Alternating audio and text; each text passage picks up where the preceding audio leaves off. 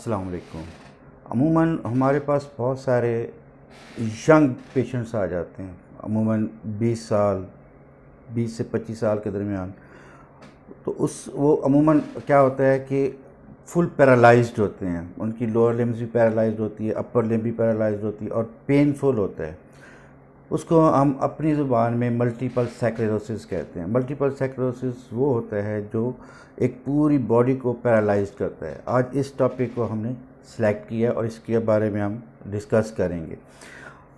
और मैं हूँ doctor Nadeem Akhtar Malik, physiotherapist and chiropractor, Chughtai medical centre में as a consultant physiotherapist and chiropractor practice करता हूँ। आप देख रहे हैं physio and chiro channel with doctor Nadeem Akhtar Malik. Multiple sclerosis का मतलब है कि एक पूरी बॉडी का आपके मसल्स जो हैं वो पैरालाइज्ड हो जाते हैं। ये एक सेंट्रल नर्वस सिस्टम और स्पाइनल कॉर्ड, इसकी पैरालिसिस हो जाती है और ये एक वायरल डिजीज़ होती है। अब अमूमन कौन से लोगों में ये ज़्यादा होती है, किस कम्युनिटी में ज़्यादा होती है? मेल और फीमेल की इसमें कोई डिफ्रेंशिएट नहीं है, मेल और फीमेल बराबर के हो सकते हैं। लेकिन इसकी जो एक ज़्यादातर अफेक्टेड जो पॉपुलेशन है वो 25 ईयर्स तक है, मतलब यंग एज तक होती है, 20 और 25 ईयर्स के दरमियान में होती है। एक वायरल डिजीज़ होती है। और ये शुरू कैसे होती है और आपको पता कैसे चलता है कि मैं उसमें शिकार हो रहा हूँ? सबसे पहले ये होता है कि आपका एक बॉडी का जो सिस्टम है वो कमज़ोर होना शुरू हो जाता है। सबसे पहले ये अफेक्ट करता है आपके टांगों के ऊपर, और सबसे ज़्यादा पैरालाइज्ड वही होते हैं कि जब आप चल रहे होते हैं तो अमूमन यकदम आप गिर जाते हैं, तो आपको पता भी नहीं चलता कि हाँ मेरे साथ हुआ क्या है। और पेन शुरू हो जाती है, नेक में भी पेन शुरू हो जा सकती है, बाज़ औक़ात आपके हेड में पेन शुरू हो सकती है। तो ये एक इस तरीके से आपका शुरू हो जाता है उस चीज़ के लिए। और सबसे पहले आपका लोअर लिम्ब अफेक्ट होता है। अब ये एक ऐसी बीमारी है जो आपको लो इंटेंसिटी में भी अफेक्ट करती है और पूरी बॉडी को भी अफेक्ट करती है। और पूरी बॉडी में आपके पूरे के पूरे जॉइंट्स, आपके पूरे के पूरे लिम्ब्स अफेक्टेड हो जाते हैं। आपका विजन प्रॉब्लम कर जाता है, आपकी ज़ुबान जो है वो अफेक्ट कर जाती है। तो ये सारी चीज़ें जो है आपके उसके अंदर आ जाती हैं। तो ये एक सेंट्रल नर्वस सिस्टम और स्पाइनल कॉर्ड, बेसिकली एक जो आपका जो माइलन शीथ है, जो नर्व्स की जो ऊपर एक उसके लेयर लगी होती है, वो थोड़ी सी जब आपकी रप्चर होती है या उसकी इन्फेक्टेड होती है, उसको ख़राब होती है, तो उसकी जो जैसे एक तारों को आप नंगा कर देते हैं तो उसमें आप करंट सही प्रॉपर नहीं पहुंचता। तो लाइक ऐसे ही जब आपकी नर्व्स के ऊपर माइलन शीट ख़राब होती है तो जो उसके ऊपर सिग्नल्स होते हैं वो हैप्पैज़र्ड्स हो जाते हैं, वो प्रॉपर नहीं जा रहे होते, तो आपको वो एक प्रॉपर सप्लाई नहीं पहुंचती, बॉडी सिस्टम अफेक्ट हो जाता है। इसमें एक सबसे पहले जो आपको अफेक्ट होता है कि आप फटीग होती है, आप थकावट महसूस कर रहे होते हैं, थकावट हो जाती है। उसके बाद आपको नम्बनेस मतलब आपकी सुनपुन शुरू हो जाता है, सुन होना शुरू हो जाता है, चुनटियाँ सी दौड़नी शुरू हो जाती हैं।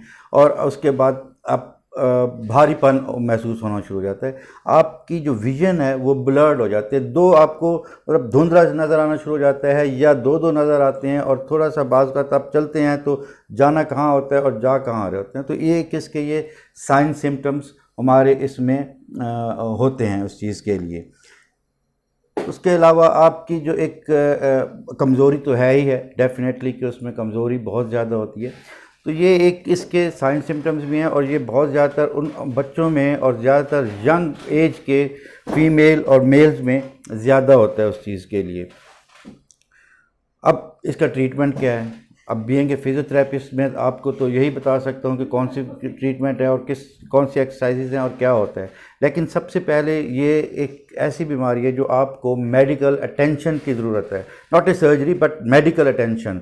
मतलब आपको एमरजेंसी में जाके आपको एक मेडिकल की ट्रीटमेंट और एक आईवी लाइन लेनी पड़ती है उस चीज़ के लिए, और आपको सबसे पहले उसी को देखना होता है।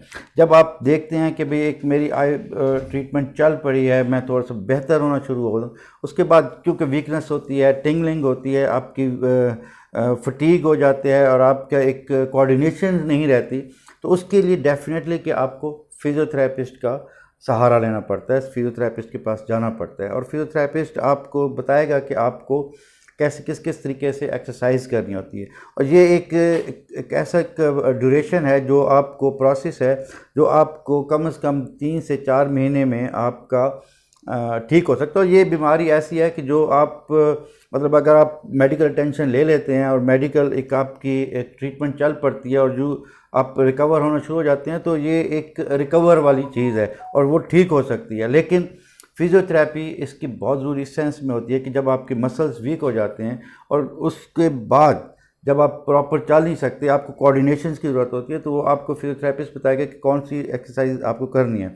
अमूमन जो इसमें एक्सरसाइज होती हैं वो आइसोमेट्रिक एक्सरसाइज होती हैं और तो आइसोटोनिक भी की जाती हैं ताकि स्ट्रेंथनिंग भी हो। लेकिन उसमें ख्याल ये रखा जाता है कि क्योंकि नर्व्स कमज़ोर हो जाती हैं, बल्कि बेसिकली तो ये नर्व्स की ही एक बीमारी है, तो जिसमें माइलिन शीट ब्रेकअप होती है और उसमें रप्चर हो जाती है और ख़राब हो जाती है, तो सिग्नल्स सही नहीं पहुंच रहे। तो नर्व्स की वजह से पेशेंट्स बहुत ज़्यादा कंप्लेंट करते हैं कि हमें पेन बहुत ज़्यादा होती है। जब हम एक्सरसाइज भी करते हैं तो पेन बहुत ज़्यादा होती है। तो इसको भी ख्याल में जहन में रख के आपने एक्सरसाइज करनी होती है। लो इंटेंसिटी में रखें, थोड़े थोड़े स्टेप्स में करें, सेट्स बना के करें, मतलब ज़्यादा फटीग ना होने दें। मतलब अब अगर आप एक सेट्स कर रहे हैं तो उसको 10 to 15 टाइम से ज़्यादा नहीं करना चाहिए।